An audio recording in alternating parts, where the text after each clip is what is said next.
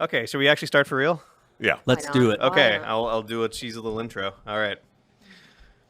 Hello and welcome to the Walking Dead Definitive Series developers commentary. Did you say oh? Wait, my microphone's not on, or I don't hear Damn it. anything. Sorry. Damn Because I it. switched out packs. I just, Sorry. Do you hear anything? just turn it up. Yeah, Just yeah. turn it up. There you Oh, go. now it's on. Oh, it Okay, sounds cool. good. doesn't He's it? a story guy. Is that better? He's a story Sorry, guy. okay, cool. Okay, take 7. Okay, here we go. Hello and welcome to the Walking Dead Definitive Series developers commentary track. I think there's enough words in that title.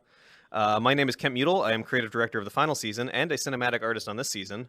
And I am joined by an all-star cast of other developers who also worked on the season, and they are, in sequence, Dennis Lenart. I was a director and, head of cinematic department and been at Telltale forever.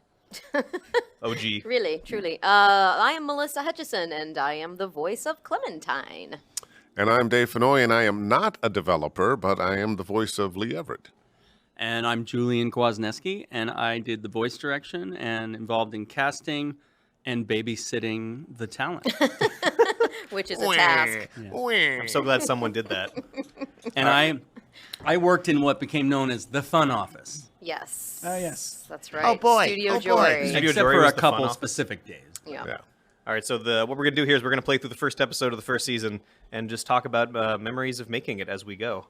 So What if we can't remember that far back? I know, I'm right? just kidding. make up stuff. No one will know the difference. Just correct It me. was a long time ago. Before we start, I just want to give a shout out to Sean Vanneman, Jake Rodkin. Yeah. Yes. We wish could be here, but couldn't. And we'll try to talk about as much stuff as we remember Who are they now? to get them. Yeah, they were only the leads on this season. But yeah, we definitely wouldn't be here without them. And Yes. they made a lot of amazing decisions that we got to work with on the rest of the season. So. Amen. Hallelujah. Here, here. They make good video games. All right, Yes. let's start. But this is also a good video game. 100 Game of the Year awards. Over. That's true. More Game I of the Year believe. awards than it seems possible. Yeah. Absolutely. Just inventing companies. To Sean give will awards. remember this. And so begins. Hey, we're in the Skybound offices right now. Look at that. What? Yep. This has come real full circle. Seriously. So all the episode titles, or the title card of The Walking Dead, I remember having different colors, which was a Jake thing planned out from the beginning. Random detail that I didn't know when I was working on episode 2, and I changed the color, and then he came to me and went, "Why are you Oh, that's not doing awesome. the thing we're supposed to do?" I was like, "Oh, whoops, There he is. that's good." Wow. There he is. There's Sean Vanneman. Hey. Sean Vanneman. Yay! Hey, Jake, Sean. I like Sean's Vanneman. Hey, there's Mark Barbalak. Oh yeah. Who's also the legal counsel Yes, for the Telltale. attorney for Telltale Games. This the rearview mirror shot weirdly was like the most complicated technical thing we'd ever done in the Telltale engine at the time. Isn't there like an entire second lead just sitting outside the side of the car when we see the shots of him reflected in the window? Yeah, I think so. Wow. With just like a render constant alpha low or something. Yeah. But I remember hearing the pitch for this and thinking that starting in the back of a cop car on your way to jail was a pretty awesome setting for starting a game, and immediately people just getting invested in wanting to figure out What's what's going happening. on? Yeah. Who is this guy? I love all what's the little past? things you see out the window, too. Yeah, this is a good looping. I feel like that title was the set. station wagon that the stranger has in episode 2 that Oh, we just that's passed. cool. Yeah. It's probably just a reuse of we needed car models at the time. I think we added him in the collection version. He's One version of this, passing I in the think he was wrong put lane. Yeah. Yeah, I'm pretty sure from That's a awesome. design standpoint, the idea of starting really limited for people in you just get control over the camera to sort of get comfortable with moving it around before you're actually in free walks and having to navigate in space as well. Yep. I think Eric Parsons worked on all of this stuff for Yeah. a long time. Typically at Telltale, the first scenes of any game go under extreme amounts of scrutiny. So That's me on the radio.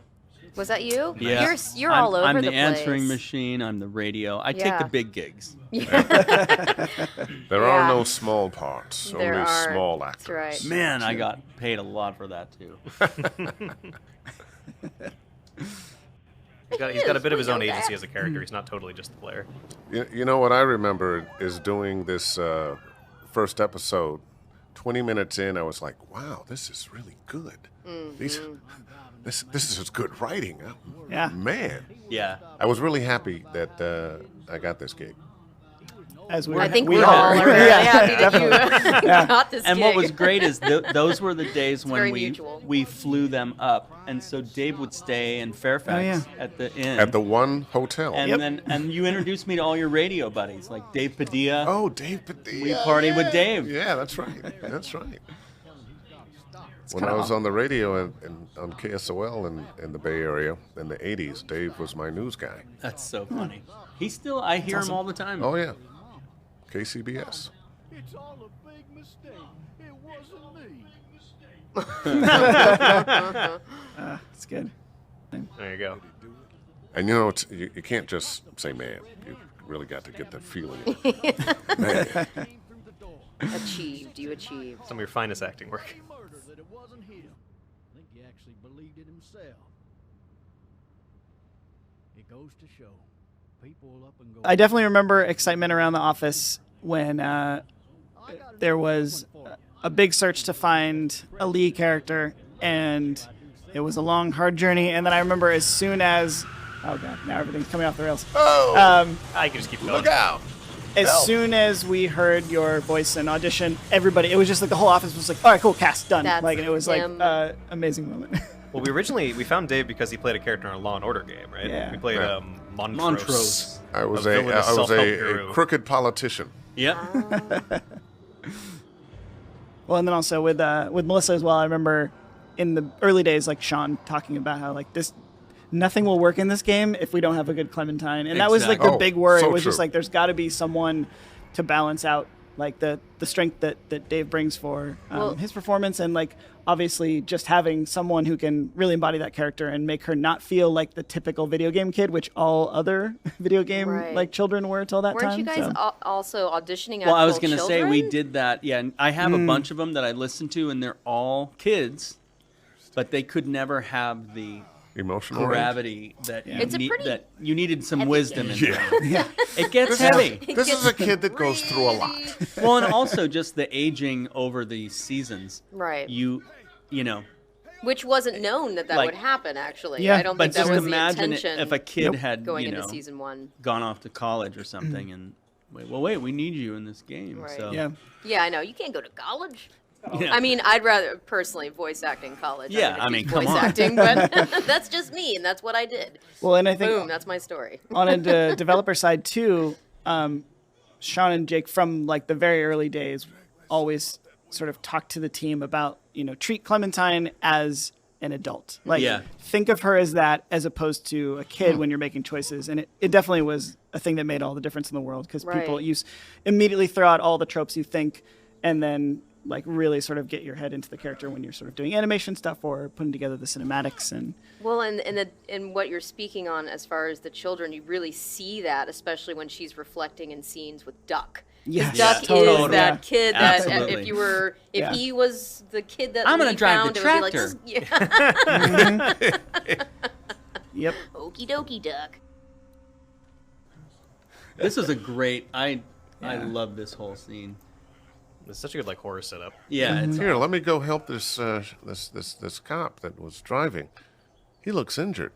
You know what's interesting about this, and Dennis and Kent, I might be totally wrong, It's a cop. but not too many people at Telltale were actually watching, and here I am sitting in Skybound.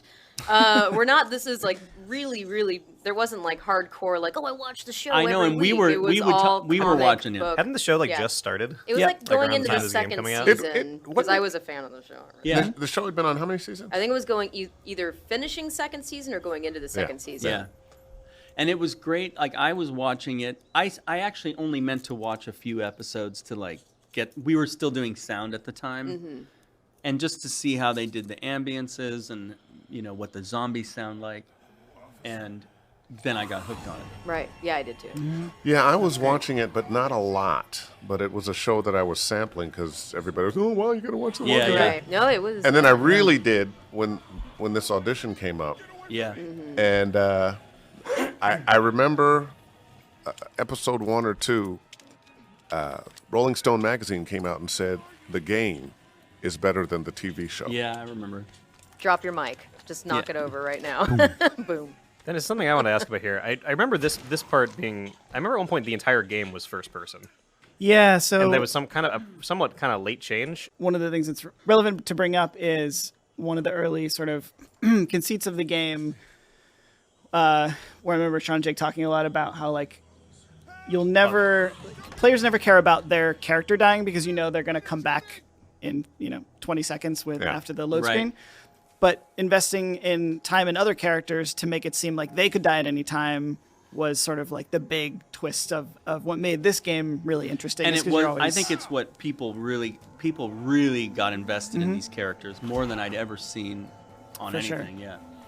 It's funny because when we would go to, and it still happens, to go to conventions, and we were able to do some together, what people would say is, I've never cared about characters in a video game before. Right. And then you and Clementine Oh, yeah. made me cry. I saw you. We were at it was Dragon Con Atlanta. You were talking to someone, and someone was coming up to our line, and you just heard your voice. And this is a grown man, and he stood there, and he just started to like tears out of his eyes, cry. That's because I Just owed him hearing- money. But no, it's to see this effect. It's Yeah. it's. I mean, people share like the craziest Yeah. stories of how this game has taken them through like the Yeah. shittiest of times, or they've met their best friends, or tra la la. Like so many like I've crazy met, stories. I've met people who didn't have a dad that said Lee became their surrogate father. That is Yeah. crazy. Yeah, Yeah. I've cried. I've cried at conventions. Yeah. I've reached points where people tell me things that Yeah. I'm just it's overwhelmingly moving. I remember you both and a couple other people saying that too. That when you experienced that, it was really surreal at first Yeah. too. Yeah. Well, and I mean, as far as working with Telltale, because I go way back with Telltale games, Yeah. and most of the characters I've played have all been comedy, too. So this was the first, well, not even with Telltale. This is the first game I worked on where there's just so much emotional depth and story. And Hashtag, I thank had been you, on Telltale. on a bunch of games, but this was clearly the best script that I had done, and it had the most interaction with other characters, and just Well, and this will probably be a great time to mention, and not just because you're in the room, Julian, but he, I mean, beyond The Walking Dead, any game I've ever worked on with you or any project, but when you read with us, because obviously we don't record together, Right. actors in the same room together, and you directing us, you really performed, which is amazing, because you'll have someone read lines with you sometimes, but you Yeah. read the lines, because, That's a good you're point. an actor. And- Well, we didn't have feeders then. Oh, So yeah. literally the first actor to go set the tone for the whole damn episode. And so yeah, that's where we would, because I always would work closely with Dennis or Sean or whoever was in the booth with me, Right. and we would say like this scene is really quiet, or they're 20 feet away, so I would try to mimic that. But it is a good point to bring up because I remember we would as sort of like the dev team be in a session with like Julian all day and 3 or 4 different actors would come in and we're just going through like this 10-hour marathon. Totally. But yeah, at 6 p.m. like Julian's still like giving it his all, Yeah. like reading all the other damn it, parts right. against it, and we're just like, I was just How tired does sitting he there. do that? Yeah.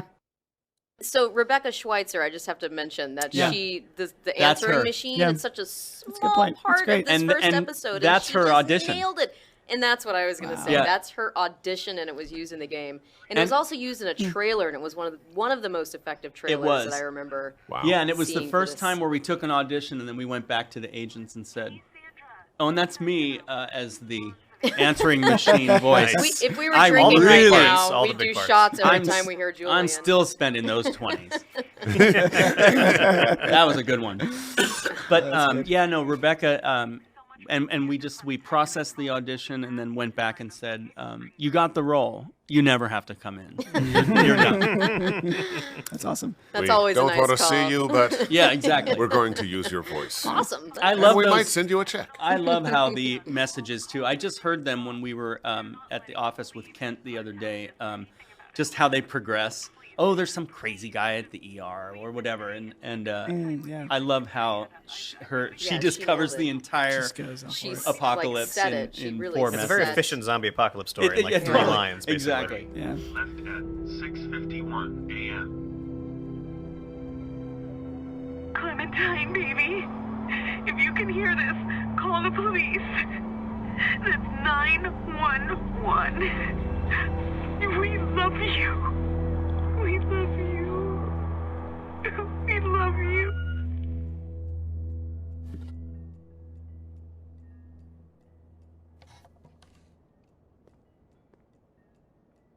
Daddy? Huh? Hello? You need to be quiet.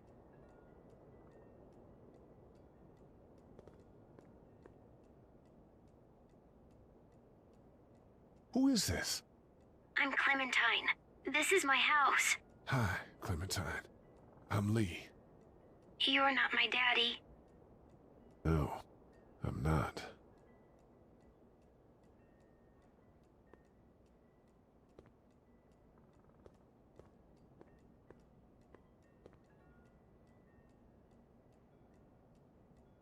How old are you? 8. And you're all alone. This was a scary. I remember this being. This is an awesome scene. I as think well. those parents would have left their kid with a babysitter. Yeah. Oh, yeah. Here she comes. This was a step up cinematically for Telltale as well too. Before we were doing mostly adventure games with Jurassic Park, there was an effort to sort of be more film-like, but it was more action-y than anything, and I felt like this was a big step forward. It was a big challenge, I know, for the department There to she is. get subtle with it. Yeah, no, and I just think the visual style too was just so. Oh. Well, there's the there's the babysitter, babysitter. Dave. Hey, it's Sandra. Oh, good old button mashing. Oh, God. Sorry, I stepped on your introduction, but that was Minor- that was yeah, Clementine. how There she dare was. you. That's fair, okay. Oh, and Lee just I'll slipped on be the blood. around for a He is while. so slippery. That was a contentious back and forth, I think, About of how the slippery slipping he on should the be. blood. Yeah, Well, he's got a bad leg, and yeah. it's he hasn't seen zombies before. Here we go. No, give me that hammer. Give me that Give hammer. me that hammer. I love that their relationship child. starts with her saving him. Yeah, it's Yeah, really nice. that's cool. That's great.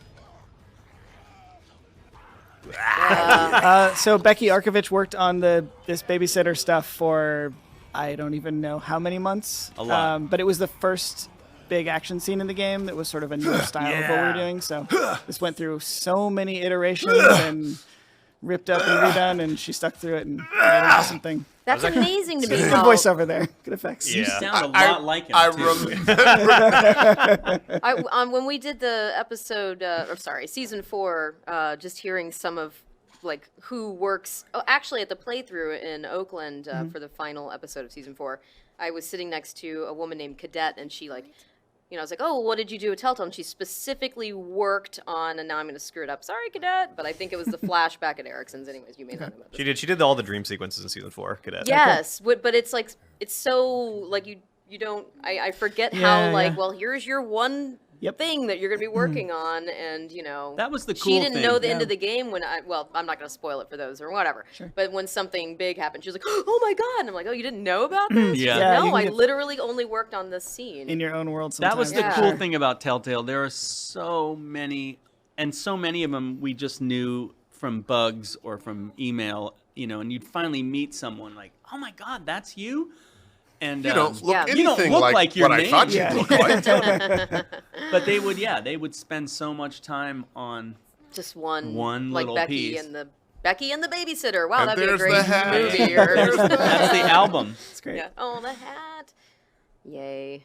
Yeah. It's funny. I was looking at the dialogue file for the Legacy. scene, and the final version of the babysitter fight that ended up being the one. The folder just says Andrew's new babysitter fight or new baby fight. Yeah, that's good. Because there's like a bunch of folders of like iterations of the babysitter fight still in the dialogue Baby file. Fight 17. And the final one, I guess, must have been Andrew Langley.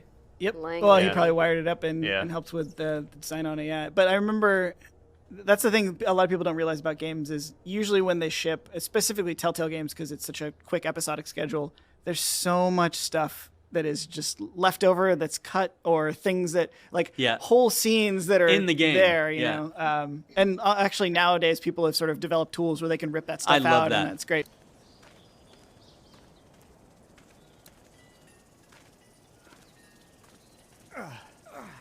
Oh, man. I ain't never getting home to Mama at this rate. This sucks. Oh, it's hot dish night.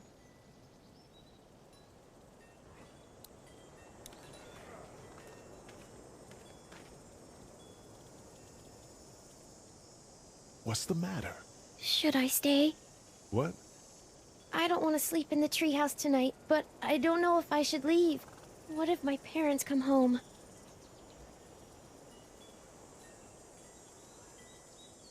I won't leave you alone. Oh, look, little Clem. There's Chet. So Chet. That's his name. I was trying I to was gonna remember. ask who are these guys again? That's Sean Green. He's a canon comic character. Yeah. Oh. And Chet has become kind of a meme on the internet because he wants to get home for hot dish. So Sean's really good at finding random details that people remember like that just make everything feel grounded, which is pretty funny. It makes him round him as a character. Yeah. I understand that he wants that hot dish. It's this motivation. Who voiced those guys? Do you remember, Julian? Chet was Sorry to- Brian Davis. Oh yeah, cool. And I think I remember that. That he was. there was some comment. There was like fans made a lot of videos of they took scenes and then they turned them into comedies. And there's one where Lee's rolling around town in the truck. Blasting music, and he's like pulling. I can't find it. I tried to find it. Oh, for the yeah, dog. I've seen that, It was yeah. so freaking great. funny. What was he playing? Snoop? No, yeah, all you hear is bass. And then he stops and he gets out of the car. Well, he yeah, gets out of the car and he like goes in the house and then he comes back out. That's great. Yeah. I And the almost. car's vibrating. It was Yeah, I awesome. want to say, well, people have too much time on their hands, but when gems like that pop up, I'm just Oh, I so love it. grateful for human beings I know, who me put the too. time I into agree. doing It's those really cool. things. You know, my favorite thing used to be after, at least on in sort of the early days, like season 1 style, where an episode would come out and I would just watch playthroughs that night of like Yeah. people live streaming it and just seeing their reactions. It's super fun. Totally, absolutely. Yeah. This is it. It was this scene, and then he turns off the stereo, gets out. Are we about to meet Andy St. I wouldn't John? even know Oh, how yeah. to find that. Really quick, I'll dive back into a thing from earlier, the first person prototype. So the origin of this game, there was an early sort of zombie, we call it the spinning plates prototype. Yeah.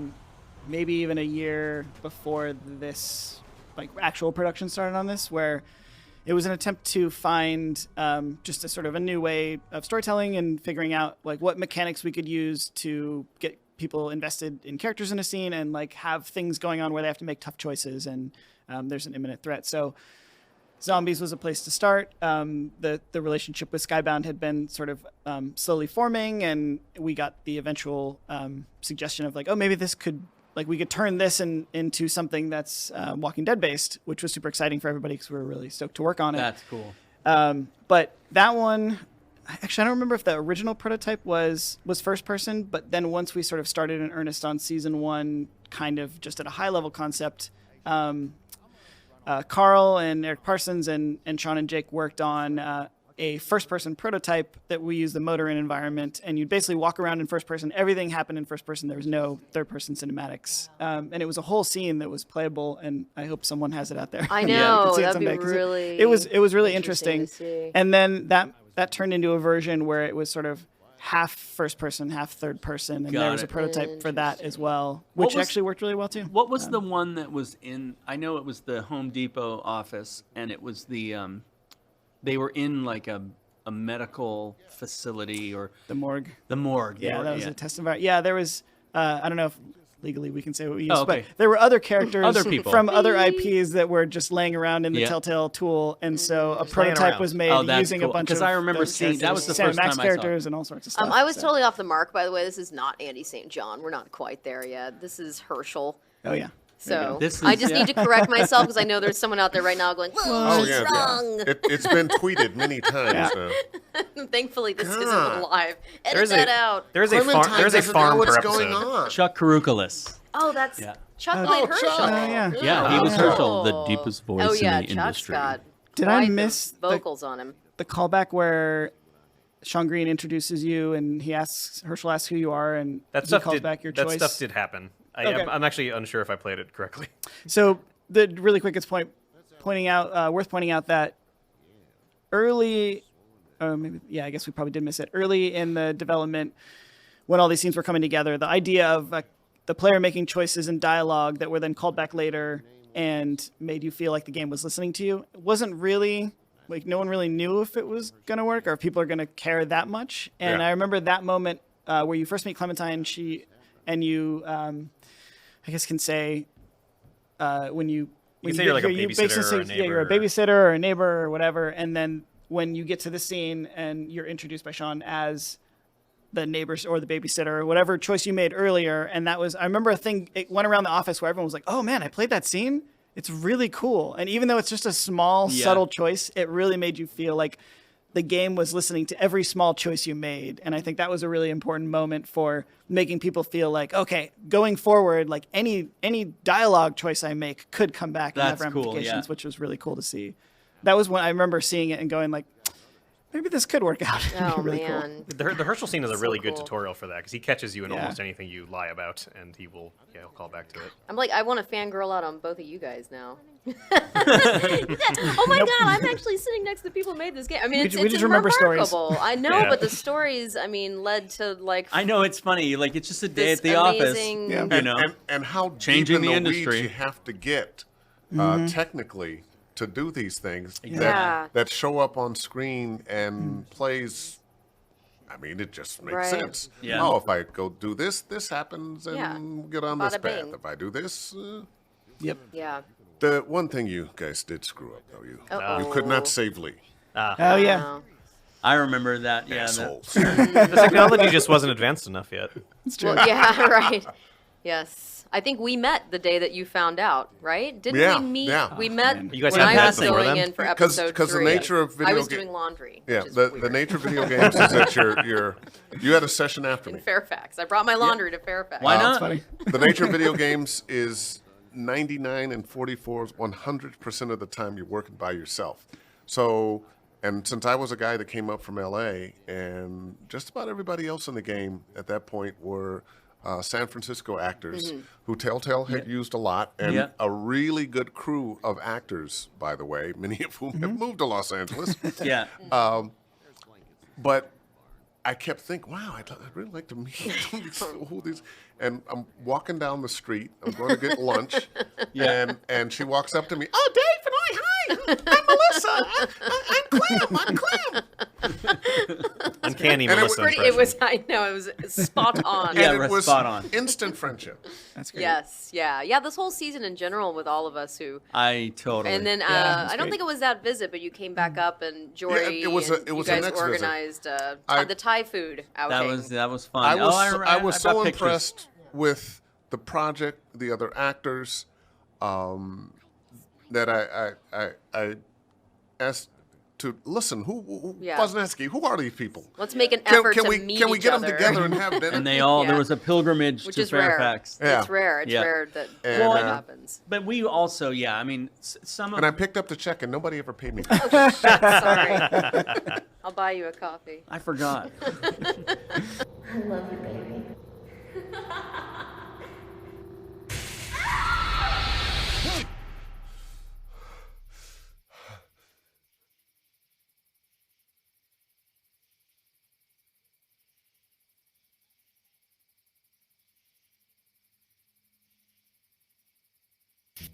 Hey, get up.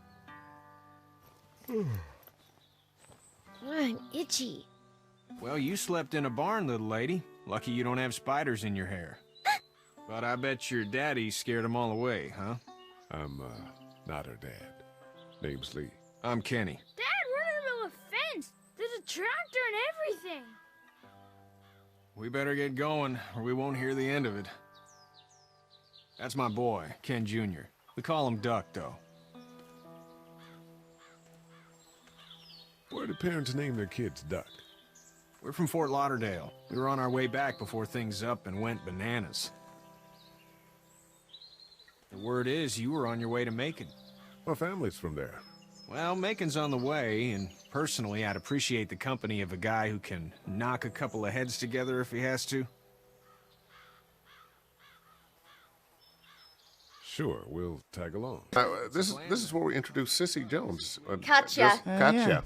And I was on a panel with her at a voiceover conference talking about video games, and she revealed that this was the first video game she had ever done. And she didn't tell me right away. She told me months later, maybe even years later. Her first gig, right? Yeah. I think it was like her first gig out of It was. out of the gates. And she's been tearing it up ever since. She's She's awesome. a force to be reckoned with. A boss. Yeah. Wow.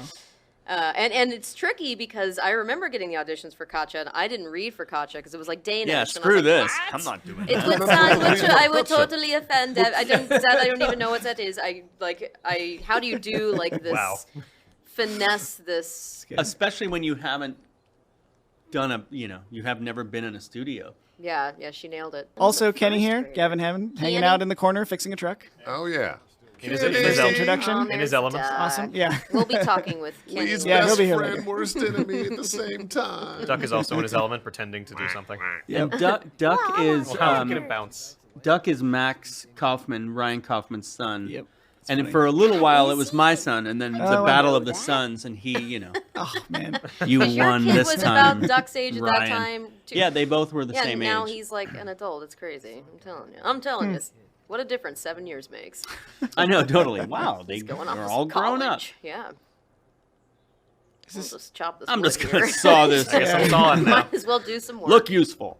Is it interactive sawing? It is not. Okay. Not so far. I feel like A lot there of was that hammering. It looked really the weird great. thing about all of this stuff is there's definitely coming from a place where we were making adventure games mostly before, and it was a lot of puzzle solving.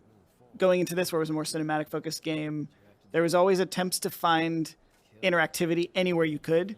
So there, I feel like there's lots of these moments which at some point were probably wired up as like button presses Totally. until we got Make it in them there saw. and then went, nah, why would you saw? This is not fun. But who knows They're if building this is a one of fence, those, but- though. Yeah. Yeah. Got to keep those How to zombies out. secure the. I can totally see how in some Telltale titles that this would just be a button mash Exactly, yeah. here. There was always stuff like that. Just saw. Especially in some of the later Telltale games, there's like this cutscene just goes on forever. We got to put a button press in somewhere, right? Make them wiggle the stick for a second. He's Wiggle a practicing stick. up for that arm later on. Yeah. All that arm Those stuff is so those horrific. little Sean, she'll remember this. That was that. Did that start in Walking Dead? It did. Yeah, Yeah. that was a thing that I think came pretty late in the process, actually. Yeah. There was, I mean, again, like the development time on this season, like it was really rough working on Yeah. this game.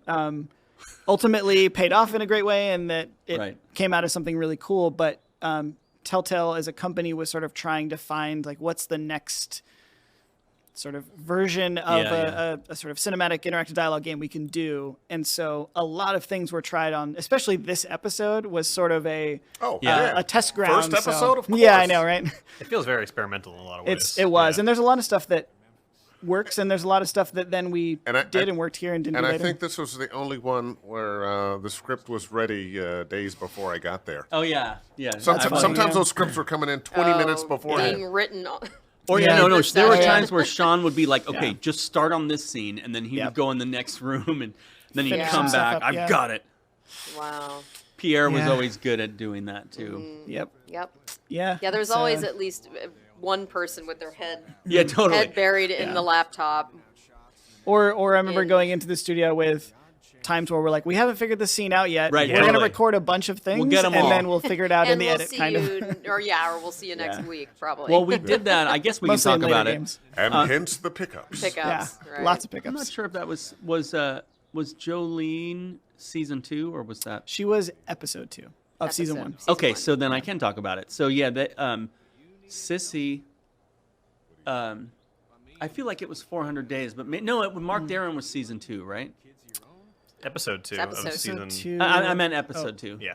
Okay, this is where I need your help because Yes. my brain Yeah, is yeah, That's yeah. erased. fair. That's, don't worry. Yeah. It's been a while. I mean, you only turned Episode 21 once. Yeah, But, Mark and I worked on that together for a long Okay, time. so we did. Sissy was pregnant, and we did we recorded her stuff, and in true Telltale fashion, you test it, and we'd come back and have pickups. And Sissy calls me one day, and she says, I'm really pregnant, and so if you guys are going to need anything, I'm going to be kind of offline for a little while. So I called Mark Darren and told him the story, and he said, all right, I'll go write some stuff, And he Let me get on that. He wrote a bunch of stuff that may be useful, and she went to a studio in LA. We did a remote session with her. She read through it all, and her last line was, "You fucking junkie."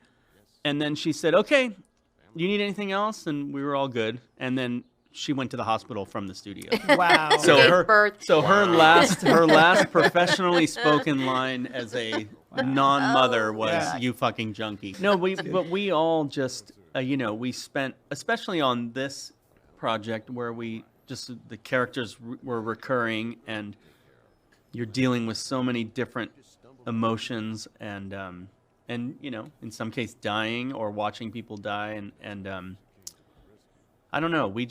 All of us actors, all of the actors and me and a lot of the Telltale guys, we hang out. Well, that's another thing. It was like getting to know the folks that when you work on a game, you usually meet the director, you meet a couple of the producers or whoever happens to be in the session. But we met everyone.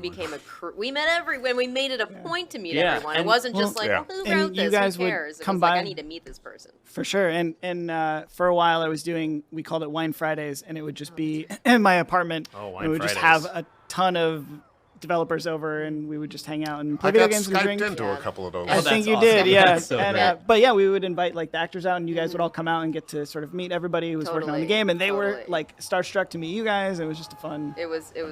And from the actor's point of view, what was one of the things that was interesting when the first episode came out, and the game media started writing really wonderful articles about it. They mentioned that the acting was good, but they didn't mention any actors. Right. And I remember, wait a minute. I'm one of those. What the hell? Damn it. And you just leave a comment in the comment and section. That's me. Lovely. I wrote a response to, I forget which magazine and which writer, but I said, hey, I'm Dave Fennoy. I play Lee Everett. I noticed you mentioned how good the acting was, but you didn't mention any of the actors, and there was so-and-so and so-and-so and so-and-so. And after that, and I said, don't you? And he was like, oh, wow, no, great, love it. Right. Well, happy to mention the actor. That's exactly it. I never knew. I totally forgot Lee just punches that zombie.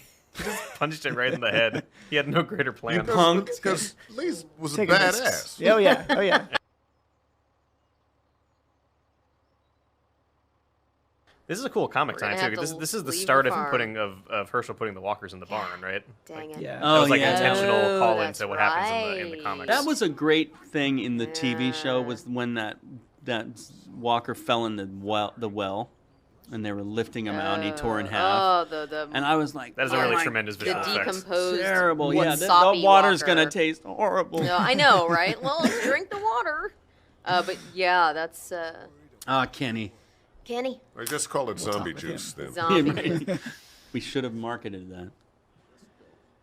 I think there's a Walking Dead wine called The Walking Bread. Juice. Well, there is. It's Skybound's actually. Yeah. Skybound, and it's actually quite zombie good. Juice. Excellent. When you want to feel like a zombie. I thought I Look didn't at have to make a Katya. choice. She's just like, whatever. Yeah. Yeah, weirdly this scene too. It was so early on, and a lot of it is talking before this action moment. And there's a lot of questions when doing playtests and just developers playing through of like, is this too much narrative and character and not enough interactivity? And so it was great that this scene ended up working really well, and I think it sort of allowed us later on to feel more confident going forward with. Like, the St. John's Farm in episode 2 and having those moments where you could just hang out and sit around with characters and talk, which ended up being something that got you really invested, and then you cared about when they died, if they did later. How do you feel looking at this now, Dennis? Because, it's just the way that these episodes, and it was across all parts of the game, but it would be just frenetic pace, and then at one point it's like, oh my God, it shipped, Yeah. So I know watching back when I watched a few playthroughs just preparing for this, and realized that all the episodes have blended together now. So that I was worried about that, but I would watch things and think, wow, that's just how I'd probably do it still. And do you feel? I mean, obviously there's technological advances, but how do you feel looking at this?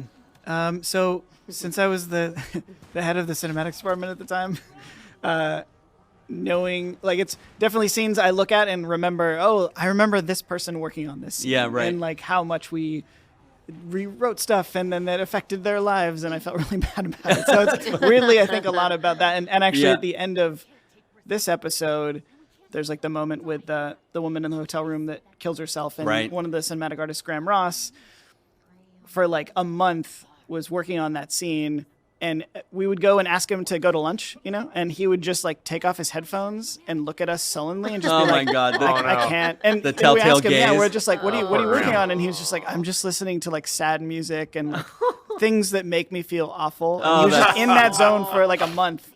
To like, but it pays off, and the stuff is really good. So, Julian, that That's should called instead suffering of, for your art. Instead of the 1,000 He's mentally yard, ill now. You always gave me the 1,000-yard gaze. Yeah, You should have just said the telltale gaze. Yeah. Well, we also had terms. We used the word telltale as a, like I'm getting telltaled right now. And then there's, and there was a lot of versions of it. And apparently, as we've learned as of recent, it's not just Telltale Games. There's I'm getting it's a game working industry for thing it for is sure. just Well, sadly, honestly, part of this, crazy. like talking about Graham listening to sad stuff and people working, tirelessly and iterating and caring about what you're shipping, that's just when you care about something. I'm gonna ask Graham gotta if he do was that. listening to like the Smiths, like Morrissey. The Queen Morrissey, is yeah. Dead or Totally. something. That I'm album sure. is just oh mother. I hadn't heard about Graham immersing himself Sing like that. me It's like, to sleep. Yeah, Graham's he goes like method. He's Method method cinematics. shorts, method cinematics. It's good. Oh man, I love here's Larry. Larry. Terry What McGovern. What a Yeah. yeah. Oh, yeah. Another Amazing industry veteran. legend boy. of voice acting. And Yeah. he was, He these aren't the droids I'm looking for. He Yeah. was yes, Yeah. he was that. Terry, when I moved to San Francisco Bay Area Yeah. in like 1980, he was already a thing. Of course. Yeah. And radio, acting, On camera too. on camera. Totally. Yeah. And I just saw a post from him the other day, and he seems to be doing okay. Yeah, Doing I hadn't well. seen. Yeah, he Yeah. had some tough Great guy. stuff. And Great Yeah. guy. Yeah. Yeah, he was. I can't believe this. I was such a huge fan of DuckTales. Why my Launchpad? Oh, that's funny. Yep. He was Launchpad, Oh. which was like my childhood. The thing about Terry is this is Happiness. another like kudos to this project is that he was a guy who had kind of done a lot of things, and he even noticed like this is different. This Yeah. is really yeah. And a lot of game Strikingly dialogue different. work Different. was like, over there, you get down. It wasn't, Right. I will Scenes kill and you. stuff. yeah, Die. totally. This is gonna get processed. Don't worry, man. It's Yeah. gonna be. You're gonna sound like a ghost. I did an episode 2 playthrough of this season. So I directed episode 2, and after it launched, I had a playthrough at my place, and a bunch of you guys were able to make it over. I think That was amazing. Dave was working on something else at the time, so you weren't able to make it up. But what's funny is watching, we basically were passing the controller around and giving the controller to Terry and letting him play his own death scene in episode that's 2 awesome. was hilarious. I bet and it was. I have footage of it, but it's really dark and grainy. Yeah. So That was bums me out. fun. That was a really fun night. Yeah. That was actually one of the nights where I met the I think bulk I of think that Telltale was a night I people who were. Skyped in. That might You have, yeah, I think might we did have, like yeah. call you in for a bit. Yeah, Yeah. yeah. And then after a while, he Yeah. got bored with me and just Just close hello, the you guys computer. there? Anybody? Anybody? Totally. I don't think I think they muted Is Dave me. still on? Terry, that talking about just the sessions as well is when Nikki, who's Lily, Yes. Nikki Rapp, that scene where her side of the salt block scene, she, a lot of times actors would they'd really be tweaked in there, and they just like she just sat down and Yeah. Just needed to hang out a She's- little bit. She told me about that. She said after that scene That was- yeah. you guys were actually We're like we're gonna go to concerned lunch. Yeah, for no, we her. were. Come on, Yeah. just eat. Yeah, a lot. Well, that's the thing with the writing on this game. It Yeah. was so people are like, oh, did you ever like they just give you freedom to like do a take of your own? Or I'm like the writing was nailed down Yeah. in such an amazing way that it wasn't like there was maybe one or two lines, but it was Exactly. just Yeah. little things that we tweaked. But otherwise, it the was, lines that we had to tweak were usually with those scripts that came in 20 minutes Yeah, before totally. the Right, session. right, Do you yeah. want 2 weirs in a row? And yeah, we're I get that question all the time. Love that shot of Larry. Well, no, Pops not him that. over the edge. The question all the time about the scripts and how much improvising did you do, and because it sounds so natural, but the writing was just that good. yeah. And writing for a little kid. Yeah. Also, like it's hard. It's hard because From a kids guy speak who didn't have differently. kids. He did a great job. Yeah. Yeah. Probably why. That's true. Yeah. Yeah, no, and I remember he wrote a lot. Obviously, he was the lead writer for the season, but he would come in on every other episode too and take scenes and help out, and he was really good at sort of setting the bar. I think that then we would try to follow through with the rest of the characters. And, Totally. Yeah, it was just great. Well, On and another level. Sean was I worked with him on a lot of other games too, and he just he just always had a real sense of knowing what he wanted to hear, because a lot of times it was his dialogue, but he also knew the vibe he wanted out of a scene. For sure. I want to know why you didn't give Lee a love interest in a sex scene. What, a sex scene? Yeah. A XXXXXX. Honestly, What that buttons was would you be proposed mashing? at one point. Not by the dev team, but it was a note from outside. It was that's a studio awesome. note. Well, I mean, there was tension Yeah. between him and Carly, so I mean, Was it a fan? No, it was like a sort of studio note kind of deal. It was I mean, weird. it's implied with Carly if she sticks around. Yeah. There's It is, something yeah. that there's tension there, There's a Yeah. little peck on the cheek. Yes. Well, clearly we need to take her out, so... Yeah. Yeah. Lee's about to get some happiness. Can't have that. Yeah. yeah. Kenny. With the Randy Tudor mustache, right? Oh, it's Yep. so great. So much was contention among the fans over every Kenny Easter egg versus every Randy Easter egg. Which Yep. which Easter egg is this mustache referring to? Yeah. It's almost always Randy.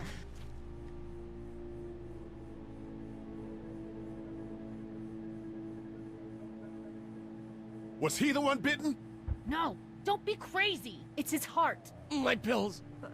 Nitroglycerin pills? Yes, we're out. We've been trying to get into the pharmacy since we got here. Please try to get in there. Behind the counter where the pills are.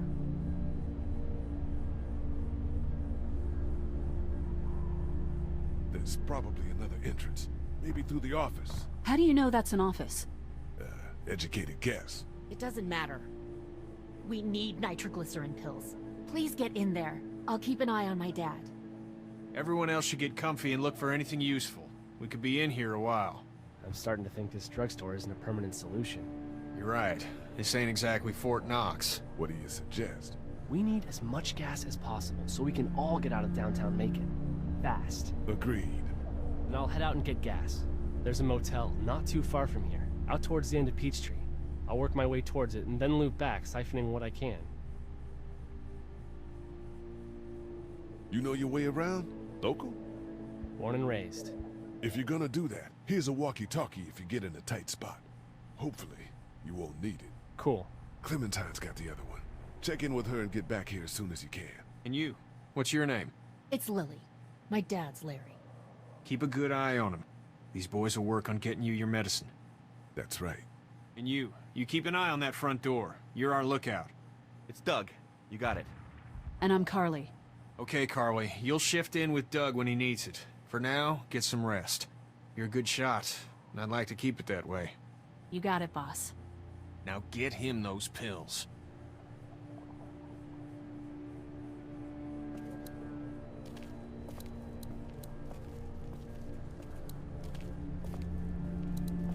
We can't let anything happen to Ducky. I know, hon.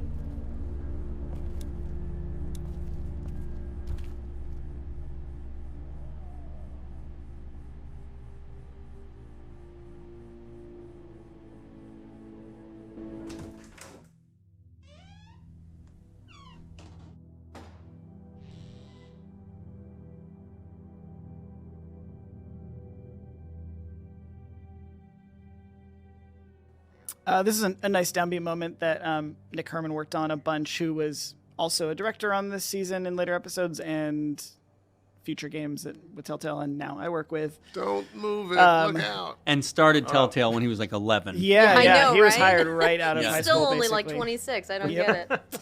And but this scene was, I remember, being just really challenging because it's such a small downbeat moment between Lee and Clementine, and they're really just kind of like moving a desk out of the way and kind of doing little interactions in the scene. But all of those things feel like they mean something when you're doing it. Like the performances are awesome. It's shot really well, and this ended up being one of those great moments that just sets up their relationship for the season. Well, and that's really cool. And talking with you and bringing up Nick and Grady and all, all these people that, like, I mean, truly, this was kind of like fresh-faced. Absolutely. Right, literally, maybe right out of high school, I don't know, or early college, and it's just, and look at you now. It's so cool to see everybody's journey, whether they were still with Telltale to when it was closed or where you're at now. It's good old Kent sitting to my right here. Yeah. But I'm here too, and I was around. Were you fresh out of high school? No, I was somewhat fresh out of college. Okay, I had only had one gig before Telltale. They only when Telltale went under, it was a shock for a lot of people. And but the good thing is there's a lot of Telltale DNA. Absolutely. That has spread through the industry. It's funny because a lot of us came from LucasArts, and that's where I met Dan and Kev. I didn't actually meet Kevin there, but I knew Dan really well. And those kind of seeds went out and started Telltale and other companies. Nihilistic was one of them.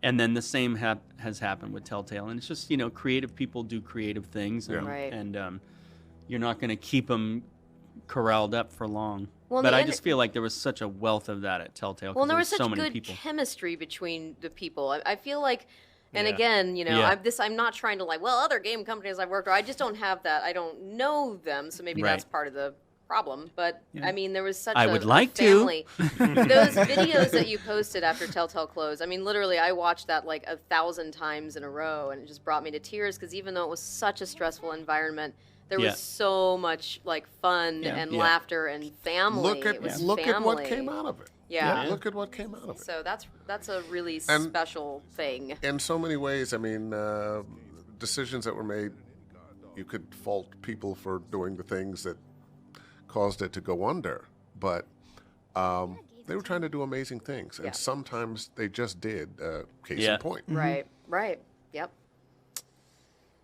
Yeah, even through the end of Telltale, it always felt like some place where it was just there were so many passionate people there you could just collaborate with. Exactly. It never felt like you're working in a vacuum. It felt like a village together. And you weren't the only one putting in extra hours. No, you're still here. Most people there believe probably way too hard in whatever we were making. Yeah, Dennis, you posted a few pictures of the sunset. Or sunrise. or I'm sorry, those not are the sunrises. sunset, Yeah, the sunrise. The inverse of the sunset. Right, it's when the sun goes up. I think everybody who has worked there and part of so many good projects will wear that as a badge of honor throughout their careers. For sure. Yeah. Well, and I just think that, I mean, you look at other industries too, like film industry or even, non-creative fields. It's hard to make good things. Yeah. That doing it the right way is doing it the hard way. And with knows people I've seen enough bad movies. Yeah, I mean... And people you enjoy working with. I mean, I think that there are people that are able to pull stuff out, but you might have contentious, energies with the people that you're having to collaborate with. I just use a lot of big words in one sentence. Wow. I'm so impressed. Oh, look at your little cheat sheet. Obviously, we're not drinking the bourbon. I haven't used the word tacit yet, but I'm going to. Ooh.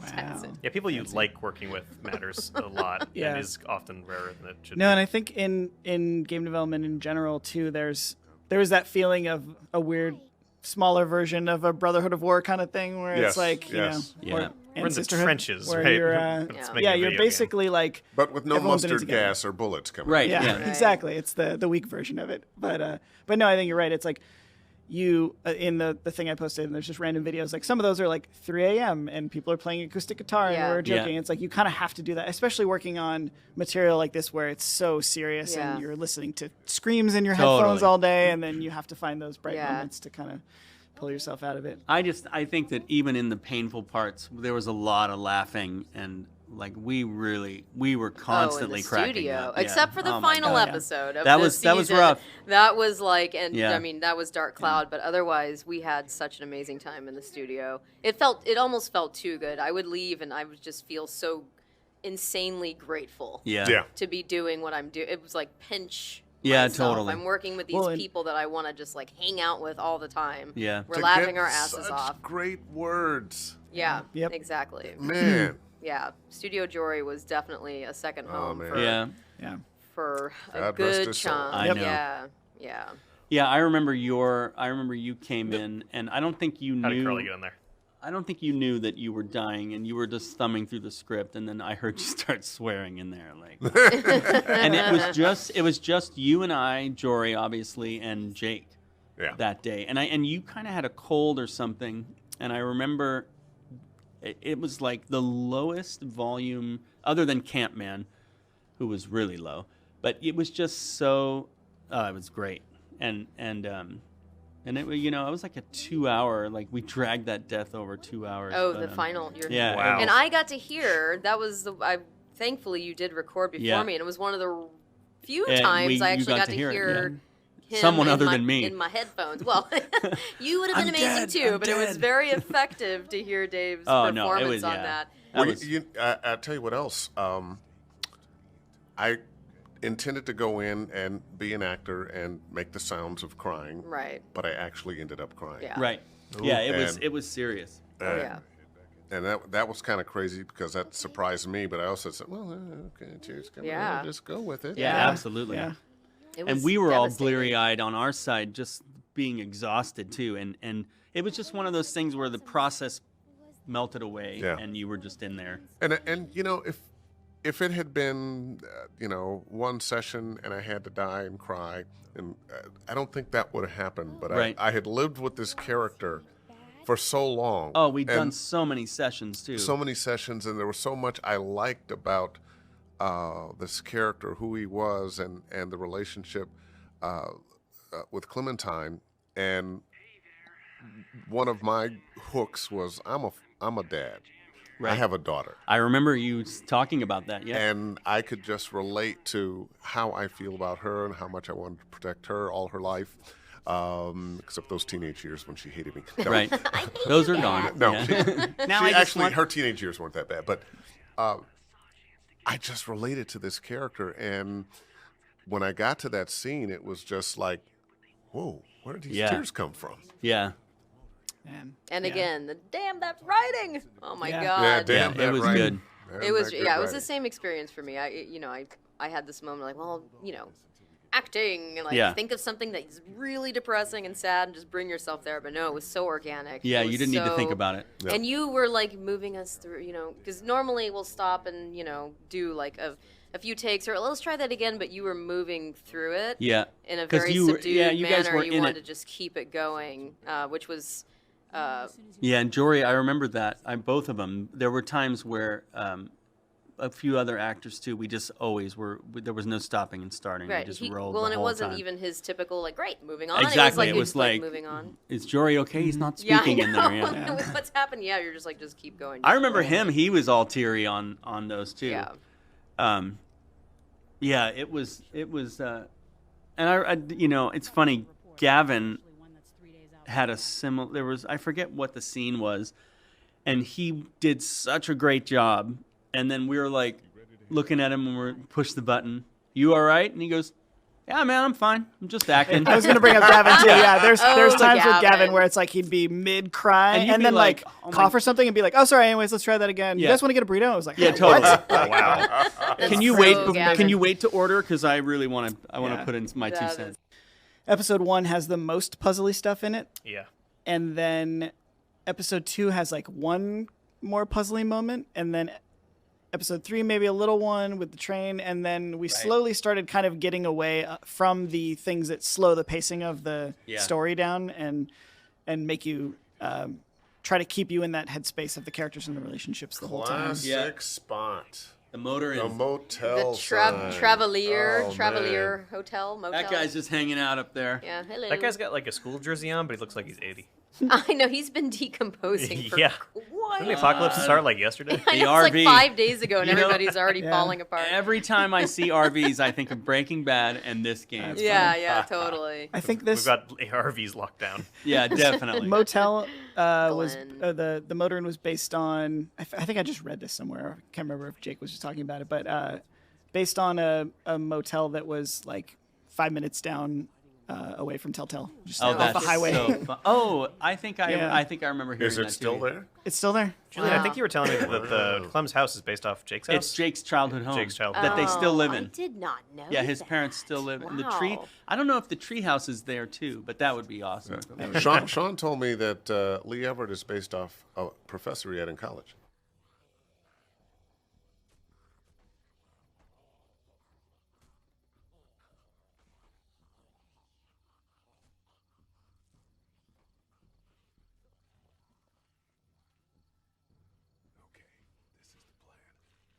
Didn't Nick Mastriani do this scene? I can't remember. I thought I remember that was the case. This one definitely I know went through some iterations because it was a really puzzly moment. I always look back on the scene as being like one of the most complicated things we've like ever It done, was and I kind really of still to this day complicated, yeah. can't believe Yeah. that it's so crazy. Yeah. This is actually something design-wise I was always felt like I was chasing in future Telltale games. It's like I want to make something as cool as Sure. the motor, and it was always hard. All right, now I have the pillow. I actually forget how to finish this scene. Now that I have the pillow, I know I can kill a zombie silently somewhere, but I don't remember which zombie it is. We never made something with so many stations. Like the stations are kind of technically complicated to set up, and so we never made something with quite as much like stealthing around as this. Right. I think I can kill some zombies silently now. Is it that guy over there? Is it this fella? Yeah. That one, maybe. There we go. We'll find out. Just follow my lead. Stay right behind me. Yeah, these puzzles are complicated enough that I can't even necessarily memory my way back through all of them. Only dreams now. Boom. Thanks, Carly. I'm sure that silenced it. Well, and Yeah, this right. I didn't hear it. It's sort of a little bit of a legacy adventure game moment where it's like use pillow on zombie equals Carly coming over and shooting. Well, the team at large, but engineering team also did a great job with this game trying to figure out all the weird ways we could take this tool that was built for making adventure games, this one thing, and then do this. And a lot of these little moments which you would think, I mean, if you're in Unity or Unreal, this is like a quick thing to set up. But effortless in in comparison. Telltale Tool, it would be like, just because it was made for a different purpose originally, it was all stuff that was being kind of like retrofitted and invented to make these moments possible as we kind of went along. Right.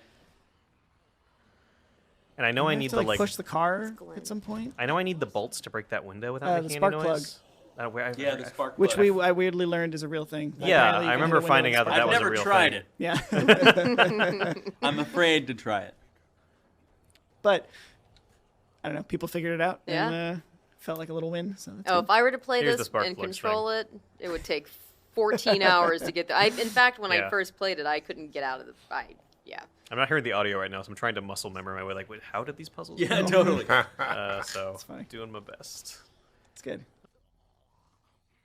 Well, and that's, again, one of the evolutions coming from adventure games. A lot of times they try to make adventure game puzzles are sort of a more open-ended where you can kind of come back to the same place over and over again. And with Telltale, as we progressed forward from this episode, the idea was always to try and keep the story moving forward at every point. And so we ended up losing a lot of those moments where you have to go back to places.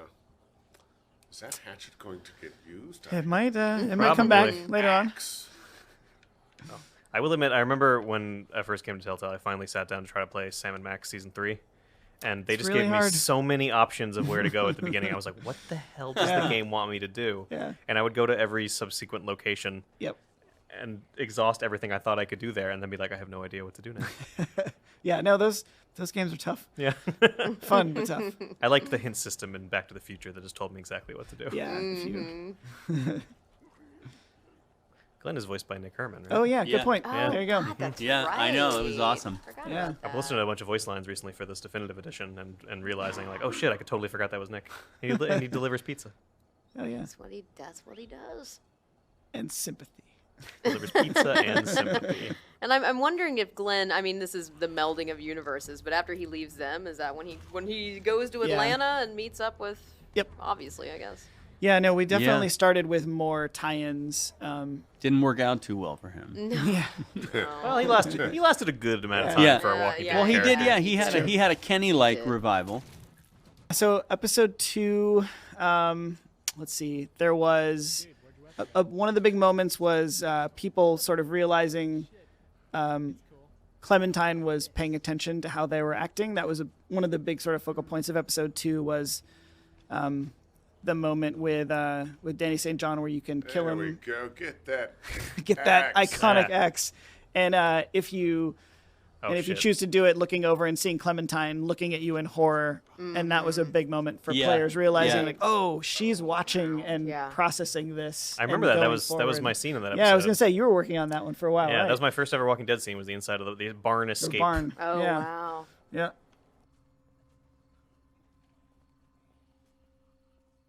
So episode 2, one of the sort of original passes on it. So Chuck Jordan, who worked a lot sort of structurally on helping set things up for success, had written a version of episode 2 a while, like way long before episode 1 was interesting. even half done.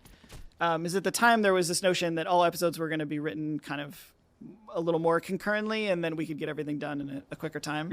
But as happens, things pushed. What could go wrong? And then as we were developing episode 1, and you find those moments, it's like, oh, people really do care about the characters and the callbacks, and here's how interactive narrative is working in a different way in the Telltale games than even we thought when we were just starting out. And so episode 2 had to go through an extensive sort of rewrite process at the very last minute.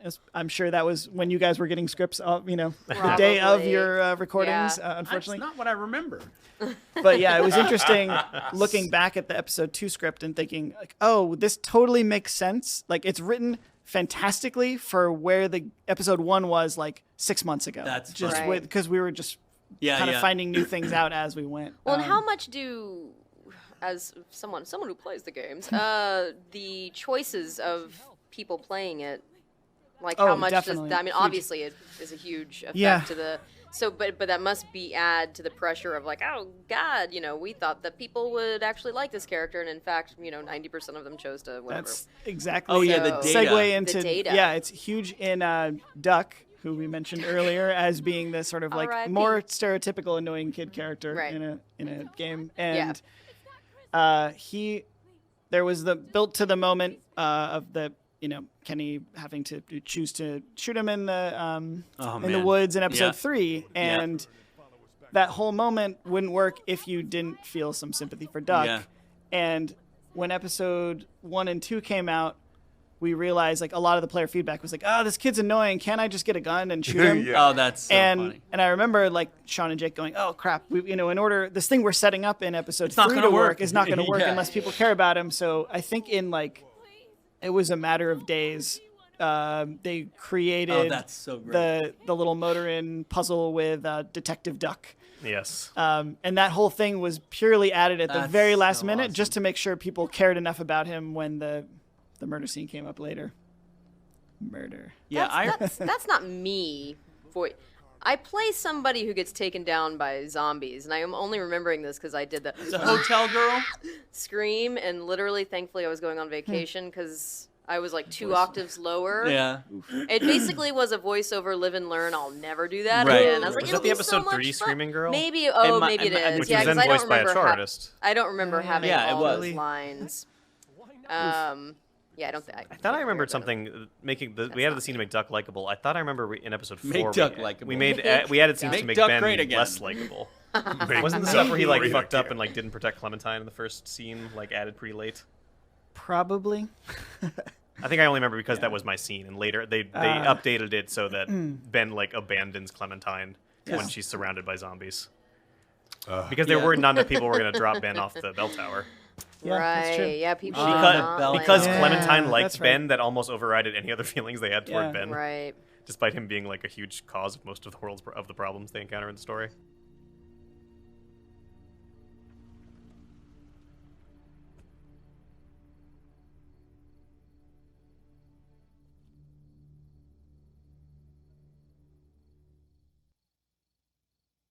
I think I Well, remember that too. here's yeah. another little random tidbit I learned from Sean at PAX West last year. The Brooklyn sweatshirt Oh yeah. was good. their obsession with the movie Kangaroo Jack, Oh, which I that's- can't believe I never really picked funny, it up yeah. because I've weirdly seen that movie like 5 or 6 times That's because I really think it's cool. hilarious. But it's Kangaroo Jack. So when he showed me the picture of the kangaroo with the Brooklyn sweatshirt, my mind Yeah. literally Oh, that's cool. exploded out of my skull. And I think that's the thing that a lot of people don't realize too in development. There's a lot of choices that you make like all day. You're just Yeah. making choices, right? And Oh, some of them constantly. are just like concepting. Like sometimes it's a quick part of the process when you're like out of time and you just make. There's like a funny call like that. Someone's Yeah, like, oh, right. it should be the kangaroo sweatshirt, kangaroo jack sweatshirt, and it's like it's a thing that it's kind of funny. It gets a laugh at the time, Right. And then it becomes a thing that's in the whole season, That's- and you have yeah, to look at it. totally. Like Yeah. Clem's rainbow jacket in season 2 was I like a love thing that that was puppy. like I think Ainsworth. I And want then that it becomes puppy. legendary. Yes.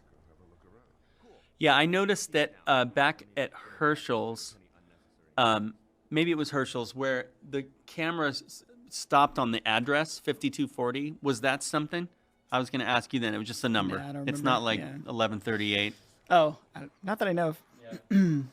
Well, Gavin. speaking to the voice performances, like obviously you guys know that the Clementine relationship is the key to all of this working. Oh, yeah. And everyone fan wise loves it and appreciates everything, but also from the development team wise, like we would get those performances back, and that was the first thing we would start with, and it would be one of those things where in those great moments, like even like funny, like just random, like little moments that you would never think, like you're just in the booth recording what maybe seems like a fun small character moment, like those WAV files would get passed around Right. the office. Like people would hear those, and the weirdest little things could inspire someone to go, Absolutely. you know what would be awesome? Like this read, the way they did it, like what if we changed the scene a little bit to be like this, and it would actually influence the that's scenes awesome. as they were taking shape. That's And it very was cool. so definitely great script starting with for sure. And then your guys' performance coming in always being amazing was a thing that one was just a pleasure to work with, as someone who's kind of helping on that stuff, but also awesome for the whole rest of the team at Telltale who Wow, was that's really cool. back there. And it was always, every time a new batch of voice lines would come in, there was always like sort of a rush of excitement, and someone would go and start working on a scene and work on just a small little moment with, Lee and Totally. Clementine talking, and it was just a little 30-second clip, and then they would just bring people around to their desks and be like, oh, check this out. Isn't this cool? That's And so No, great. that's awesome. great. I was at a convention and somebody cosplayed Doug. He was standing in front Oh, of me that's for so forever, awesome. and Cool. he's like, "Don't you recognize me?" I'm like, "No, sorry." And it was Doug Tobacco. He had a little a pen with a little Oh, laser man. pointer on it, and he's like, "I'm Doug," and I was like, "Oh." That's Oh. pretty great. God. Weird Hang on, piece of security. trivia. Obviously, it's probably mostly widely known that was our T guy at the time. Yeah. Doug Tobacco, Who's was a awesome. genius, by the way, if you're out And- there, Doug. In episode 2, the laser pointer thing, we'd just hired some new cinematic artists to help on episode 2, and Grady Standard was his first thing was we're like, oh, learn how to use the tool and work with this laser pointer and sort of do stuff. Yeah. So apparently the laser pointer stuff that Doug does in episode 2 is actual Morse code for something. Oh, that's so he was new and like learning the tool, so he just spent like a couple weeks just my like God. making that a Oh, real that's thing. so awesome. Yeah. Which was pretty awesome. And we don't know what it says though. I've heard different versions. It probably says, I hate working for Dennis now. Well, there's something for a I'm fan having to. fun right now. There's My something for a life fan to sucks. obsessively dig into. Well, I remember too, like the I think it was Ryan Kaufman that quoted it, but maybe you'll know. He said voice is the gas that Telltale runs on, because it really was, there's concept art and ideas and but like for a first episode, those files came in well in advance. I actually have the visuals that I had to show you guys in the very beginning, and it's like a bunch of characters in T poses and like a barn, and there wasn't much to show you. No, not at all. But we that's also- pretty common in games. Yeah, I mean, but then as the episodes went on, there was obviously, you guys kind of defined who you were. Well, I remember playing the first episode when it was released, and it was like, oh shit, because obviously we don't see the animation, we don't have totally, Jared's awesome music, we don't have Absolutely. the sound, the ambiance, it really is. It was like watching a whole new game. Yeah. So easy to take myself out of critiquing my performance and just be like, wow, this is. Number one foam finger fan here. I love the game. I am a huge fan of the game. That was so my experience too when I watching the playthrough, and you're just in it like, oh, this is a movie or a TV show, and what's going to happen next? Oh, this person gets to decide. And remember all the nonverbal stuff. We went. Actually, Jory helped me, and we just figured out a script that we had every actor do. And it kind of was born out of Jurassic Park, is getting people to breathe normally, breathe scared, breathe in pain, and not just a couple breaths. Because if something happened to you in real life, and you said, "Oh my God, my leg," then you wouldn't just be all silent. You'd be like, "Ah." Right. Oh, yeah. And that was a lot of and that's where I think a lot of chore artists got a hold of that stuff, and then requests started coming in. Hey, next time that Dave's up, will you get him to maybe have him say like and little half words and that kind of stuff was. And yet, not great. one ow. Not one. Ow. Damn it.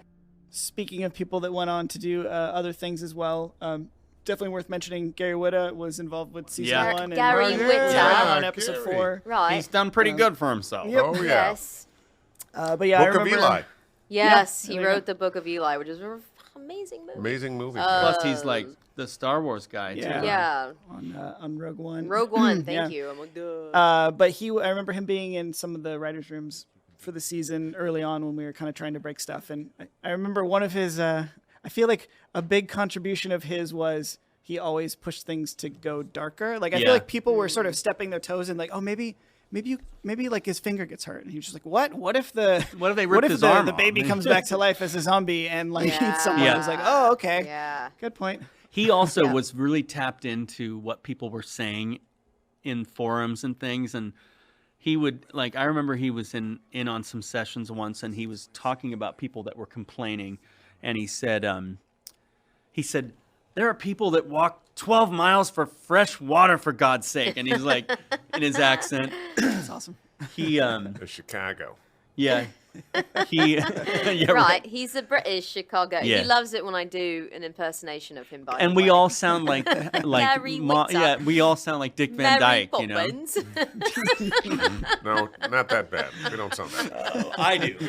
I remember being in session with him, and that was when the language was always the saltiest. Yeah. Mm-hmm. And, yeah. And the things I said, does your mother know you writing stuff like this? Yeah. Yeah. He's a big believer in just get down and dirty in the scene and make it real. And it showed. It helped a lot.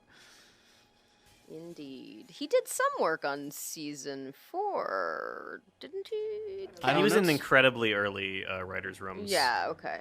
So it didn't end up... Incredibly. Yeah. Well, season 4 had kind of a wacky thing where there was a whole version of it before I even got on. So I've never seen any Gary Whitta versions of season 4. Well, I'll have to ask him about it one day. Ooh, zombies was like there any modeling like just for fun Easter egg stuff of zombies after people? I remember there was a couple that episode 5 has those contest winners, right? Yeah. There are contest winner zombies in the final. Isn't there more than one? Is there more than one? I thought there were like 3. The guy who gets his head cut in half is a contest winner. I forgot awesome. It's actually notably the zombies that look way better than the other zombies. That doesn't seem to be a great prize to get. I'm sure Mom, they were you in a video psyched. game? And I got a job. The character of Bree in the 4th episode was the big contest winner, if I recall correctly. She was completely based off a fan. Wow. She gets a horrible death with intestines coming all out. Yeah, Bree was. Yeah. Which you imagine a Walking Dead fan is probably extremely happy about. No, that's Oh, awesome. that's exactly what they want. great, yeah. That's exactly what they want. Yeah. It's a sad moment. This is a different Telltale We property. have One a of the few writers. lines, get killed, and come back as a zombie and chomp on somebody. Yeah, that's a cool thing. And that's his brother. Oh, Yeah. man. Lee's poor brother. Why? I I've remember never put this. that I together. remember this. Yeah, this was all these. We had some rough We had some Yeah, rough, it's dark. rough concepts. Mm-hmm. This episode has like a suicide, and it Yeah. has murdering What your the own hell? brother as a zombie, and it has Yep. people's children dying. It's a lot. See you later, little Chuck, buddy. Chuck the hobo, Yeah. who was one of my favorite characters. Brief that he be. Chuck the Voiced hobo. by I love Chuck Roger the hobo. Jackson. Yeah, I liked. He was like a wise elder that pops in for the train and. I distinctly And then remember. dies. I distinctly remember he used to live a little longer into episode 4, and I Mm. remember reading a bit that like you need to get coins out of the binocular thing. You need to like so that you could. Oh, no, you need to get coins out of a newspaper machine so you could look through the binoculars at the boats out in the water. And Lee yeah. couldn't figure out how to get it out, and then Nice. Chuck would just walk The up and money smack shot. it, and all the money would just fall out. And he would just look at Lee, and Lee would be speechless, and he would just say, "Old hobo trick." I just Good. love that he's a hobo. Yeah. Oh man. And Roger Jackson. He's a I character. shored Chuck's final stand where he saves Clementine with that shovel. Oh Nice. I remember distinctly I reused the animation of Danny St. John getting killed with the pitchfork. Good. He just used the shovel instead of a pitchfork. God, there was a version where the Doug and Carly choice got swapped up to the beginning of the episode. So Whoa. the game opened with that.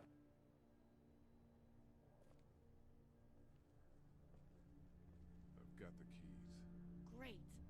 God, you're amazing. Let's get in there.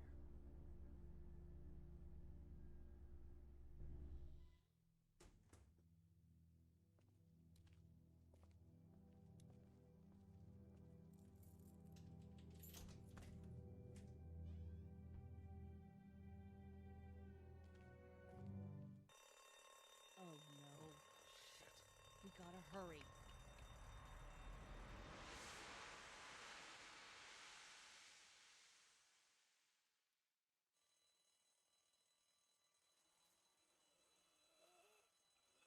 So many walkers. There's a lot. I mean, there's a lot of walkers throughout the Where's seasons. my but- screwdriver? In my shoulder. But I feel like season 1 was definitely. I mean, because this was like, the obviously fresh new outbreak, but it's really cool to see all these awesome zombies. Yeah. I like that a lot of the season 1 walkers seem to kind of tell like a story. Like you can kind of like tell like this walker's been through some stuff. Right. Like, Yeah. every walker is like Yeah. every walker like was clearly a person and they were going through something. Right. That one's walking with a bit more sadness. Yeah. Every walker was once a dad, a mom. Definitely mentioning Sean Ainsworth, who worked a bunch on these games and was directing 400 Days and was around at Telltale for a while after this. But he made this really cool sort of single camera energy to this scene that 'cause I think there was a feeling of maybe we need a big choice up front that just shows people who are new to just Telltale games in general, like, hey, your choices are going to matter. Right. But the problem ended up being that you didn't know either of the characters. It was just Right. a random, like, okay, am I choosing the guy because he has a funny t-shirt or Right. the woman because she has a gun? And it didn't mean as much. So, but yeah, there was a time where that got swapped into the beginning and the game just opened with that and it felt That's a bit out of crazy. place. Yeah. Whoa, that was crazy. The blend. Yeah. Yeah. That's Just a crazy blend blend. into an idol. Good tricks in this episode. Shut up, Doug. What's on Doug's shirt? That is a barrelope.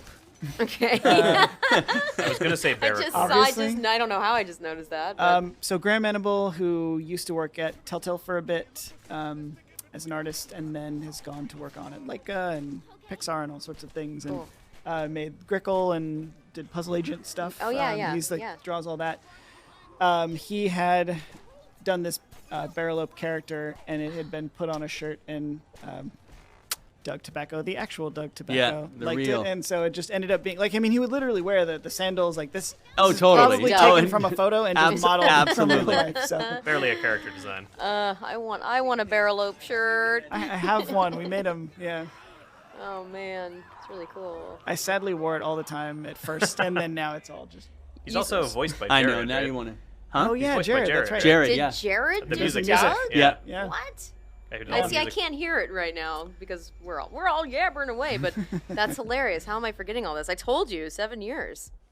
Brain. Yeah, these were the days when we like My we need wood. a guy to do Yeah. this, and we would Yeah, just do yeah, it. yeah. Well, and Jared is also an amazing, actor, so it works out. And musician. He does, like you just said, all the music. and still Yeah. does. I have to Did. save Doug Still just does. because I know did. it's the contrary Yes. choice. No, so that was the thing is like Doug was a friend of ours at Yeah. Telltale, and Sean and Jake knew him really well. And Yeah. he like worked on Damn. the Idle Thumbs website with them for years, and so they thought we all internally thought 99% of people were going to save Doug just because we know him and he's just a good guy. Right. And we're like, oh, no one really knows Carly, and basically most people saved Carly, which was kind of a saddening fact afterwards. And we're like, sorry, Doug. No Sorry, one likes man. you. Yeah. No one would save you. It was like. That's why on that picture he just posted recently, he put #Save Doug. I Yeah. was like, why did he do that? movement Because I now. can't Yeah. remember anything. He's Doug. That's right. Yeah. Nope. Turned out that she had a gun, and we thought because he was like the techie sort of guy that seemed like he could be useful in the future for doing things. Right. But it was really just she had a gun, Right. and Yeah, the people gun said, like, wins. that wins in the The Right. immediacy of the apocalypse. gun is hard to beat. Yeah. We had this whole puzzle in episode 2 designed where he'd set up like a warning system with tin cans around the motor and perimeter. Oh, that's and, yeah. Yeah, and then it turned out no one saved him, and we're like, Well, I guess we put less effort. In the Which world of The bummer. Walking Dead, don't get too, attached to anyone. Yeah. right? Exactly. Yeah, yeah. It might be useful. Oh, dead. Doesn't he do something technical Your in episode favorite 3? character can go at any time. I think so. And Yeah, believe me, as Lee Everett, I know. I know. I know. And it was funny I because I approve think of everyone had this that in the comment. back of their mind, coming in like, "Do I die today?" Oh, yeah. No. fair. I got to live with that for like 3 more seasons you after this. conditionally died today. Are you guys going to kill her? No. Trevalier. Well, I think the yes. conditional death thing too was a big hurdle for the development side, because we had all these people that were conditionally there or not there, Yeah. and the complexity of that as time goes by was like just horrendous. Yeah. It just makes every piece of work that involves the conditional characters exponentially more expensive and Unbelievable, yeah. complicated to Yeah. make. Glenn's like, I'm out. I'm out. Glenn's like, I've had my cameo time in this game. Time to go. I have to go back to my, So long, my Nick award-winning Herman. comic series. It's funny. I'm Oh, going we to just said that at the Atlanta. same time. Yeah, it should be safer there. Less people. Yeah. That's like the last place on the face of the planet. I'm like, I already have my escape route. It's to like the Sierras. Oh, or- totally, I yeah. don't know. That's funny. Somewhere. Yeah. It's Out to the- Catalina. out to the wilderness. Town. Yeah. Fear the Walking Dead. They finally they had that dude on the yacht. And Oh, then- yeah. and then- Yeah. I'm forgetting his name. I actually really like Fear the Walking Dead. Yeah. that would be the way to go. Of course, you're fishing and you catch a zombie fish. They, Well, they- of course, they- it doesn't they- last. Would they you call did them walkers or Spoiler, swimmers? it doesn't last. Floaters. Floaters. yeah, Floaters. that's true. We Great. actually did some floating zombies in Michonne. I don't think we really used as much, but we had finally did the floating zombie concept. Nice. Just because Michonne had so much water in it.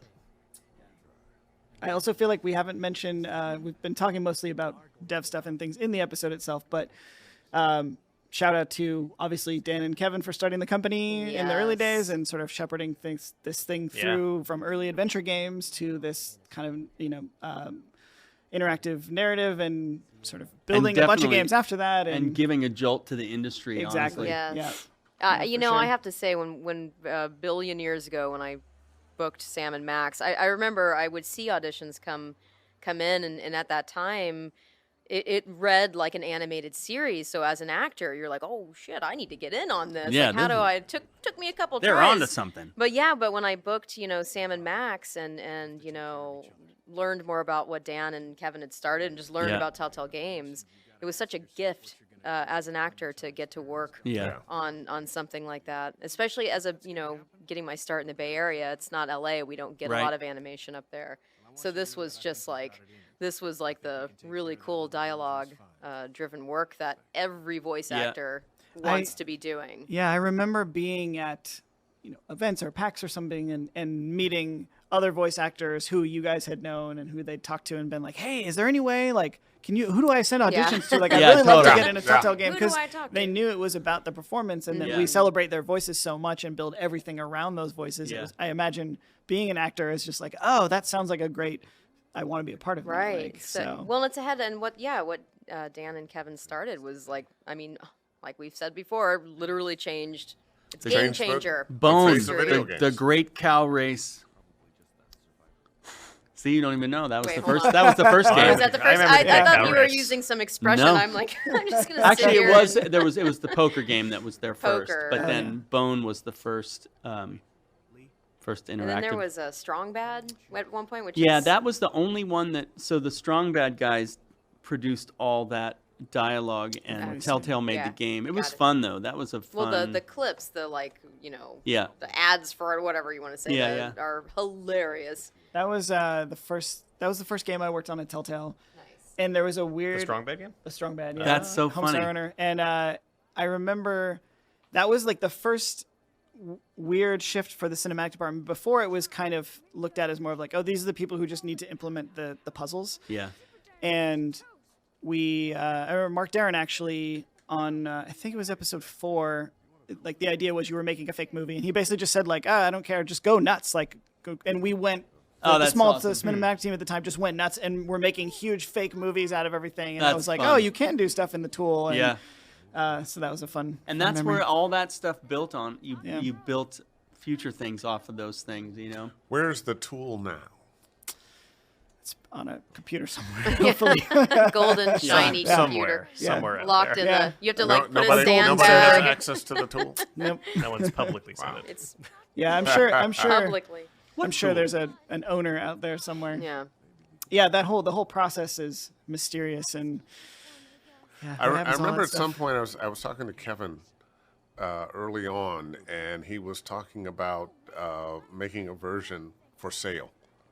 Oh yeah. I don't think that ever happened, but No, that had kind of gone back and forth for years. There was the argument was it's the sort of Telltale special sauce, and it was really powerful for making games like this. Like, Yeah. there's no other tool out there that you could make a 2-hour performance-based game in 6 weeks. Yeah, like the we would do. cinematic It's stuff is insane. incredible, Yeah. especially near It's- the end even too. It kept getting iterated on, and improved and improved.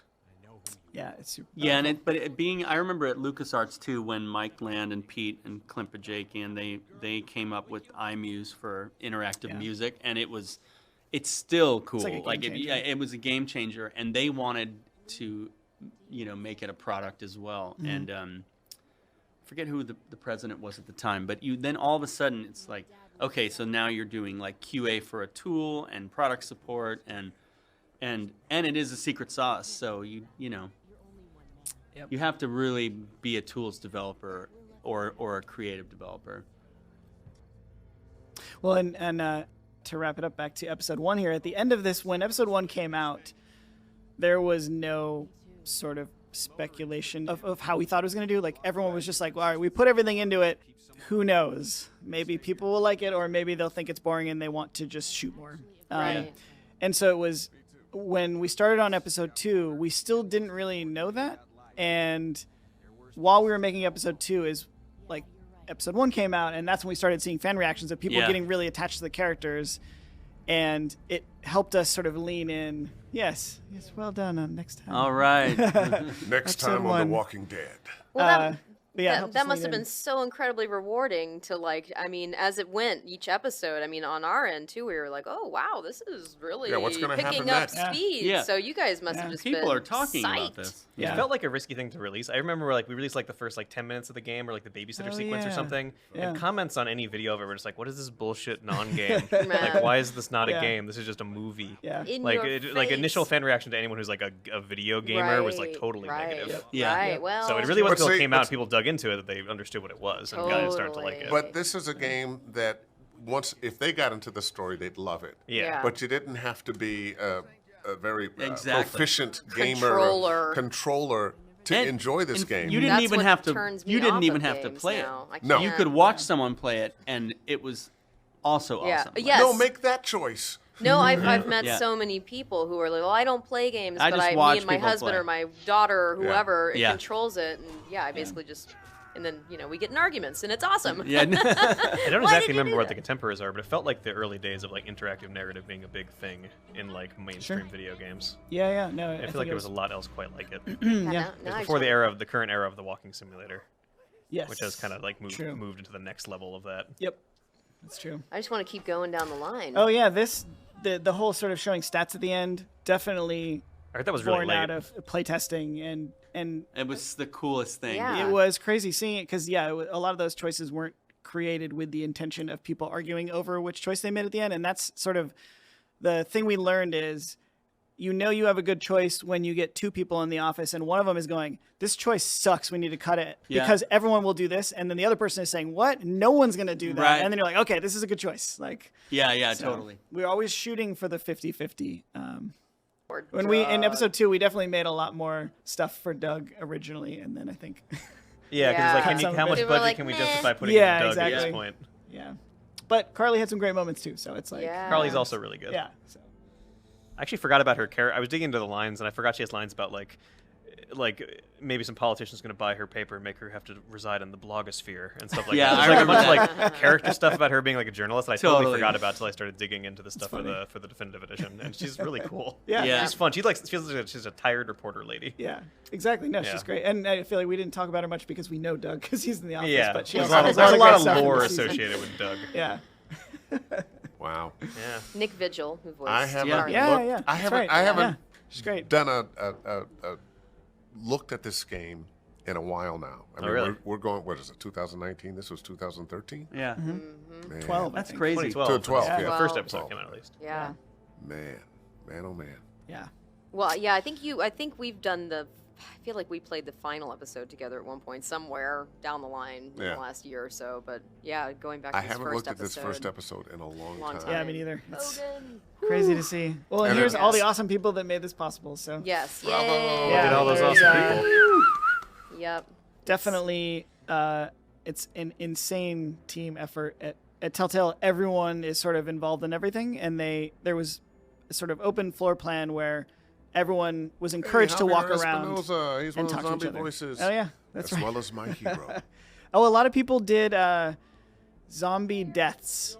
There was like a whole recording session where people would just go in, and you would get people would go in and chug water and then do zombie death noises. Oh, I know. And, That was awesome. It's pretty I remember easy. the day Jolie went into the booth to scream for that one dying lady, and everyone you could still hear it out of the soundproof room that Lazar was recording in. Yeah. Oh, wow. And then when she came out, everyone just kind of applauded. You know what it was? What it reminded me, Rhoda, who was who worked at Telltale on the administration side.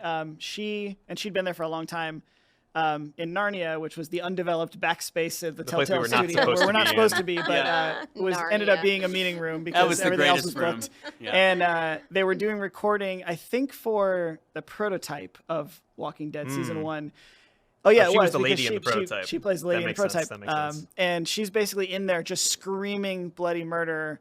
And someone downstairs in the other building called the police or called Telltale to saying they were going to call the police or something. Oh man! And we were hearing it in the office, and it sounded terrifying. I'm it sure. Was not a good moment to be sitting there at your desk going like, is everything They're okay? making games. Well, I tell you, if you're a voice actor and you're doing video games, you have to audition at home. It's best to in your have closet. a house, not a apartment. I live in an apartment, but I'm very close with my neighbors. I'm like, if you ever hear screaming, text me first. Yeah. Especially if it sounds like military commands or get down. Give me the gun, that kind of thing. Yeah, it's hard to. You don't want to yell that in your apartment. Oh Man, Lord, oh, man. that was thank you Kent for this is guiding us through that. Thank you all for trolling. coming. Of course. Yeah. And by guys. the way, Fun. you know, we talked a lot about Telltale, which we all love, but thank you, Skybound. Yes. For Yeah. sure. Because when Telltale went under, Skybound stepped Stepped up, in. and I can't imagine how the fans would have felt if this story didn't come to It a would have been conclusion. it was it was Oh, it literally would have been devastating. horrific. and It would have been horrific. Yeah. So, Skybound, Yeah. we salute you. For sure. Yes, Cheers to Skybound. indeed. Well, and Confetti you guys everywhere. with the season 4 team, if the game had come out and not been good and satisfying, then everyone would have just said, Exactly. "Oh man, they should have not ended it." And Yeah. people aren't saying that, so that's like the Exactly. highest praise. Yeah. Like, It's There's been criticisms, but amazing. no one's like, none of this should have existed. exactly. Ever. Yeah. No, So which is win. the easy troll internet Totally. thing to Right. do. So Yeah. Yeah. It's been an amazing journey in general. So we got to finish it.